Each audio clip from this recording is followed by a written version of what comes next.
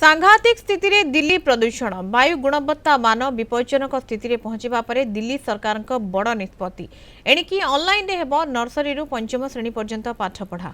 स्वास्थ्यगत कारण को दृष्टि रे रखी स्कूल को छोट शिशुंक यातायात बंद करिसेंती सरकार। परवर्ती निर्देश न आसिबा पर्यंत घरे रही ऑनलाइन माध्यम रे पाठ पढ़ा को निर्देश जारी करा जायछि।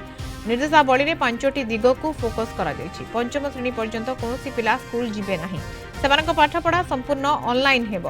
पूर्वरु छात्र छात्री चाहिए हाइब्रिड मोड रे स्कूल जाई परिबे किंबा घरे पढ़िबार विकल्प थिला। एबे एहाकु संपूर्ण मना करा जायछि। मात्राधिक प्रदूषण रे AQI मान 427 रे पहुंचिछि, जहा अति विपज्जनक। सेपरि षष्ठ श्रेणी किंबा ताठारु बड़ पिलामानक पई पूर्वपरि नियम चालू रहबो। सेमाने चाहिए स्कूल जाई परिबे किंबा ऑनलाइन क्लास करि परिबे। विषाक्त पवन जोगु छोट पिलांकर निश्वास नेबारे कष्ट एवं आखि पोड़िबा भली समस्या हेउथबारु सेमानक सुरक्षा पई एही निष्पत्ति निया जायछि।